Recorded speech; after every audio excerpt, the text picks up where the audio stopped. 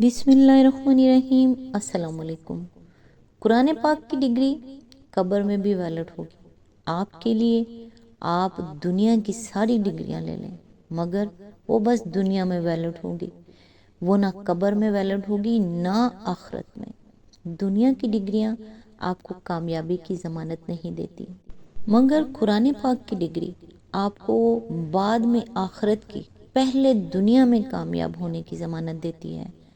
ہم دنیاوی تعلیم حاصل کرنے کے لیے دوسرے ممالک میں چلے جاتے ہیں مگر قرآن پاک کے لیے ہمارے پاس وقت نہیں، ہمارا وقت مینیج نہیں ہوتا۔ ہمارے لیے قرآن پاک کی 2-3 گھنٹے کی کلاس کے لیے وقت نہیں ہوتا کیونکہ ہم نے دنیا کی تعلیم کو قرآن پاک کی تعلیم سے زیادہ ترجیح دی ہوئی ہے۔ ہم کہتے ہیں ڈگری مل جائے زندگی میں کامیاب ہو جائیں گے۔ قرآن آپ کو کامیابی کی گارنٹی دیتا ہے، ہمیں اس پہ یقین نہیں۔ بس دیکھیں، جس چیز کو آپ اہمیت دیتے ہیں اسی کے لیے ساری کوشش ہوتی ہے۔ آپ قرآن کی تعلیم کو اہمیت دیں، آپ کی ساری کوشش اسی کے لیے ہوگی۔ شروع میں مشکل ہوگا مگر بعد میں چیزیں آسان ہو جائیں گی۔ خود کو یاد کروایا کریں کہ میں اللہ کا ہوں، میری زندگی اللہ کی ہے، میری زندگی کا ہر فیصلہ اللہ کا ہے۔ آپ کے لیے زندگی کی حقیقت قبول کرنا آسان ہو جائے گی۔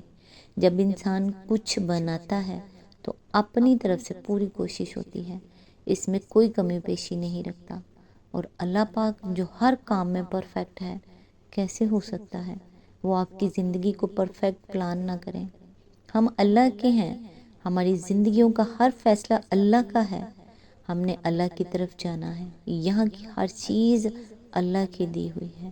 جب ہر ایک چیز اللہ کی ہے اسی کے پاس جانی ہے، پھر ان کے جانے کا دکھ کیسا؟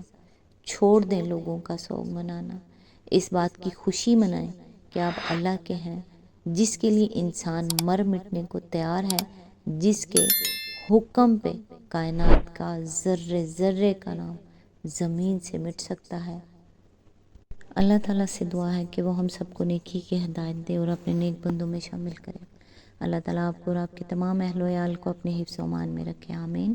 آج انشاءاللہ سورہ الحدید کی آیت نمبر 4 سے سٹارٹ کریں گے۔ اس کا ترجمہ اور تفسیر تفہیم القرآن سے بیان کروں گی جو اہل سنت جماعت کے لیے ہے۔ اعوذ باللہ من الشیطان الرجیم، بسم اللہ الرحمن الرحیم۔ وہی ہے جس نے آسمانوں اور زمین کو 6 دنوں میں پیدا کیا اور پھر عرش پر جلوہ فرما ہوا۔ اس کے علم میں ہے جو کچھ زمین میں جاتا ہے، جو کچھ اس سے نکلتا ہے اور جو کچھ آسمان سے اترتا ہے اور جو کچھ اس میں چڑھتا ہے، وہ تمہارے ساتھ ہے جہاں بھی تم ہو۔ جو کام بھی تم کرتے ہو اسے وہ دیکھ رہا ہے۔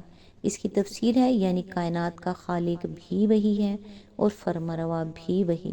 مزید تشریح کے لیے ملاحظہ اور تفہیم القرآن جلد 2 سورہ الاعراف حواشی نمبر 41-42، سورہ یونس حاشیہ نمبر 4، سورہ رعد حواشی نمبر 2-5، جلد 4 سورہ حامیم السجدہ حواشی نمبر 11-15۔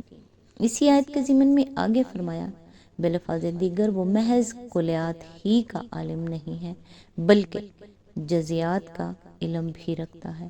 ایک ایک دانہ جو زمین کی تہوں میں جاتا ہے، ایک ایک پتی اور کونپل جو زمین سے پھوٹتی ہے، بارش کا ایک ایک قطرہ جو آسمان سے گرتا ہے، اور بخارات کی ہر مقدار جو سمندروں اور جھیلوں سے اٹھ کر آسمان کی طرف جاتی ہے، اس کی نگاہ میں ہے۔ اس کو معلوم ہے کہ کون سا دانہ زمین میں کس جگہ پڑا ہے، تبھی تو وہ اسے پھاڑ کر اس میں سے کونپل نکالتا ہے اور اسے پرورش کر کے بڑھاتا ہے۔ اس کو معلوم ہے کہ بخارات کی کتنی کتنی مقدار کہاں کہاں سے اٹھی ہے اور کہاں پہنچی ہے، تبھی تو وہ ان سب کو جمع کر کے بادل بناتا ہے اور زمین کے مختلف حصوں پر بانٹ کر ہر جگہ ایک حساب سے بارش برساتا ہے۔ اسی پر ان دوسری تمام چیزوں کی تفصیلات کو قیاس کیا جا سکتا ہے جو زمین میں جاتی اور اس سے نکلتی ہیں اور آسمان کی طرف چڑھتی اور اس سے نازل ہوتی ہیں۔ ان سب پر اللہ کا علم حاوی نہ ہو تو ہر چیز کی علیحدہ علیحدہ تدبیر اور ہر ایک کا انتہائی حکیمانہ طریقہ سے انتظام کیسے ممکن ہے؟ اسی آیت کے ضمن میں آگے فرمایا یعنی کسی جگہ بھی تم اس کے علم، اس کی قدرت، اس کی فرما روائی اور اس کی تدبیر و انتظام سے باہر نہیں ہو۔ زمین میں، ہوا میں، پانی میں یا کسی گوشہ تنہائی میں جہاں بھی تم ہو، اللہ کو معلوم ہے کہ تم کہاں ہو۔ وہاں تمہارا زندہ ہونا بجائے خود اس کی علامت ہے کہ اللہ اسی جگہ تمہاری زندگی کا سامان کر رہا ہے۔ تمہارا دل اگر دھڑک رہا ہے، تمہارے پھیپھڑے اگر سانس لے رہے ہیں، تمہاری سماعت اور بینائی اگر کام کر رہی ہے، تو یہ سب کچھ اسی وجہ سے ہے کہ اللہ کے انتظام سے تمہارے جسم کے سب کل پرزے چل رہے ہیں۔ اور اگر کسی جگہ بھی تمہیں موت آتی ہے کہ اللہ تعالیٰ کی طرف سے تمہارے بقا کا انتظام ختم کر کے تمہیں واپس بلا لینے کا فیصلہ کر دیا جاتا ہے۔ آیت نمبر 5، وہی زمین اور آسمانوں کی بادشاہی کا مالک ہے اور تمام معاملات فیصلے کے لیے اسی کی طرف رجوع کیے جاتے ہیں۔ آیت نمبر 6، وہی رات کو دن میں اور دن کو رات میں داخل کرتا ہے اور دلوں کے چھپے ہوئے راز تک جانتا ہے۔ آیت نمبر 7، ایمان لاؤ اللہ اور اس کے رسول پر اور خرچ کرو ان چیزوں میں سے جن پر اس نے تم کو خلیفہ بنایا ہے۔ جو لوگ تم میں سے ایمان لائیں گے اور مال خرچ کریں گے ان کے لیے بڑا اجر ہے۔ اس کی تفسیر ہے یہ خطاب غیر مسلموں سے نہیں ہے بلکہ بعد کی پوری تقریر یہ ظاہر کر رہی ہے کہ مخاطب وہ مسلمان ہیں جو کلمہ اسلام کا اقرار کر کے ایمان لانے والوں کے گروہ میں شامل ہو چکے تھے، مگر ایمان کے تقاضے پورے کرنے اور مومن کا سچ طرز عمل اختیار کرنے سے پہلے تہی کر رہے تھے۔ ظاہر ہے کہ غیر مسلموں کو ایمان کی دعوت دینے کے ساتھ ہی فوراً ان سے یہ نہیں کہا جا سکتا کہ جہاد فی سبیل اللہ کے مصارف میں دل کھول کر اپنی حصے ادا کرو، اور نہ یہ کہا جا سکتا ہے کہ تم میں سے جو فتح سے پہلے جہاد اور انفاق فی سبیل اللہ کرے گا اس کا درجہ ان لوگوں سے بلند تر ہوگا جو بعد میں یہ خدمات انجام دیں گے۔ غیر مسلم کو دعوت ایمان دینے کی صورت میں تو پہلے اس کے سامنے ایمان کی ابتدائی تقاضے پیش کیے جاتے ہیں، نہ کہ انتہائی۔ اس لیے فوائد کلام کے لحاظ سے یہاں آمنو باللہ و رسولہ ہی کہنے کا مطلب یہ ہے کہ اے وہ لوگ جو ایمان کا دعویٰ کر کے مسلمانوں کے گروہ میں شامل ہو گئے ہو، اللہ اور اس کے رسول کو سچے دل سے مانو اور وہ طرز عمل اختیار کرو جو اخلاص کے ساتھ ایمان لانے والوں کو اختیار کرنا چاہیے۔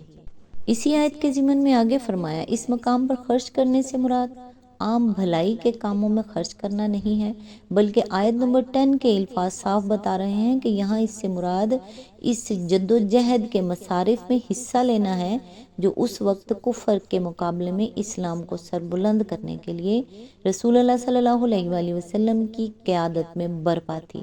خاص طور پر دو ضرورتیں اس وقت ایسی تھیں جن کے لیے اسلامی حکومت کو مالی مدد کی سخت حاجت درپیش تھی۔ ایک جنگی ضروریات، دوسرے ان مظلوم مسلمانوں کو سہارا دینا جو کفار کے ظلم و ستم سے تنگ آ کر عرب کے ہر حصے سے ہجرت کر کے مدینے آئے تھے اور آ رہے تھے۔ مخلص اہل ایمان ان مصارف کو پورا کرنے کے لیے اپنی ذات پر اتنا بوجھ برداشت کر رہے تھے جو ان کی طاقت اور وسعت سے بہت زیادہ تھا، اور اسی چیز کی داد ان کو آگے آیت نمبر 10، 12، 18 اور 19 میں دی گئی ہے۔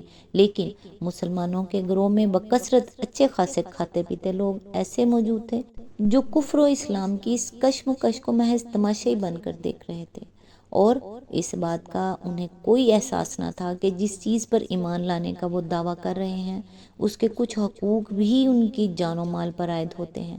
یہ دوسری قسم کے لوگ اس آیت کے مخاطب ہیں۔ ان سے کہا جا رہا ہے کہ سچے مومن بنو اور اللہ کی راہ میں مال خرچ کرو۔ اسی آیت کے ضمن میں آگے فرمایا اس کے دو مطلب ہیں اور دونوں ہی یہاں مراد بھی ہیں۔ ایک مطلب یہ ہے کہ جو مال تمہارے پاس ہے یہ دراصل تمہارا ذاتی مال نہیں بلکہ اللہ کا بخشا ہوا مال ہے، تم بذات خود اس کے مالک نہیں ہو، اللہ نے اپنے خلیفے کی حیثیت سے یہ تمہارے تصرف میں دیا۔ لہٰذا مال کی اصل مالک کی خدمت میں اسے صرف کرنے سے دریغ نہ کرو۔ نائب کا یہ کام نہیں ہے کہ مالک کے مال کو مالک ہی کے کاموں میں خرچ کرنے سے جی چرائے۔ دوسرا مطلب یہ ہے کہ یہ مال نہ ہمیشہ سے تمہارے پاس تھا، نہ ہمیشہ تمہارے پاس رہنے والا ہے۔ کل یہ کچھ دوسرے لوگوں کے پاس تھا، پھر اللہ نے تم کو ان کا جانشین بنا کر اسے تمہارے حوالے کیا۔ پھر ایک وقت ایسا آئے گا جب یہ تمہارے پاس نہ رہے گا اور کچھ اور دوسرے لوگ اس پر تمہارے جانشین بن جائیں گے۔ اس عارضی جانشینی کی تھوڑی سی مدت ہے، جبکہ یہ تمہارے قبضہ و تصرف میں ہے۔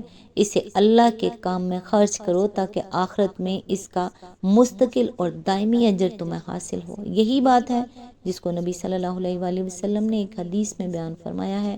ترمذی کی روایت ہے کہ ایک مرتبہ آپ کے ہاں ایک بکری ذبح کر کے اس کا گوشت تقسیم کیا گیا۔ آپ گھر میں تشریف لائے تو پوچھا، بکری میں سے کیا باقی رہا؟ حضرت عائشہ نے عرض کیا، کیا ایک شانے کے سوا کچھ نہیں بچا؟ آپ صلی اللہ علیہ وآلہ وسلم نے فرمایا، ایک شانے کے سوا ساری بکری بچ گئی، یعنی جو کچھ خدا کی راہ میں صرف ہوا وہی دراصل باقی رہ گیا۔ ایک اور حدیث میں ہے کہ ایک شخص نے پوچھا، یا رسول اللہ صلی اللہ علیہ وآلہ وسلم، اللہ کس صدقے کا اجر سب سے زیادہ دیتا ہے؟ فرمایا، یہ کہ تو صدقہ کرے اس حال میں کہ تو صحیح و تندرست ہو، مال کی کمی کے باعث اسے بچا کر رکھنے کی ضرورت محسوس کرتا ہو اور اسے کسی کام میں لگا کر زیادہ کما لینے کی امید رکھتا ہو۔ اس وقت کا انتظار نہ کر کہ جب جان نکلنے لگے تو تو کہے کہ یہ فلاں کو دیا جائے اور یہ فلاں کو، اس وقت تو یہ مال فلاں کو جانا ہی ہے۔ بخاری و مسلم۔ ایک اور حدیث میں ہے کہ حضور صلی اللہ علیہ وآلہ وسلم نے فرمایا، آدمی کہتا ہے میرا مال میرا مال، حالانکہ تیرے مال میں سے تیرا حصہ اس کے سوا کیا ہے جو تو نے کھا کر ختم کر دیا یا پہن کر پرانا کر دیا یا صدقہ کر کے آگے بھیج دیا؟ اس کے سوا جو کچھ بھی ہے وہ تیرے ہاتھ سے جانے والا ہے اور تو اسے دوسروں کے لیے چھوڑ جانے والا ہے۔ مسلم۔ اسی آیت کے ضمن میں آگے فرمایا، یہاں پھر جہاد میں مال خرچ کرنے کو ایمان کا لازمی تقاضا اور اخلاص فی الایمان کی ضروری علامت قرار دیا گیا ہے۔ بالفاظ دیگر گویا یہ فرمایا گیا ہے کہ حقیقی اور مخلص مومن وہی ہے جو ایسے موقع پر مال صرف کرنے سے جی نہ چرائے۔ آج تک کے لیے بس اتنا ہی، نیکسٹ انشاءاللہ آیت نمبر 8 سے سٹارٹ کریں گے۔ تب تک کے لیے دعاؤں میں یاد رکھیے گا۔ اللہ حافظ۔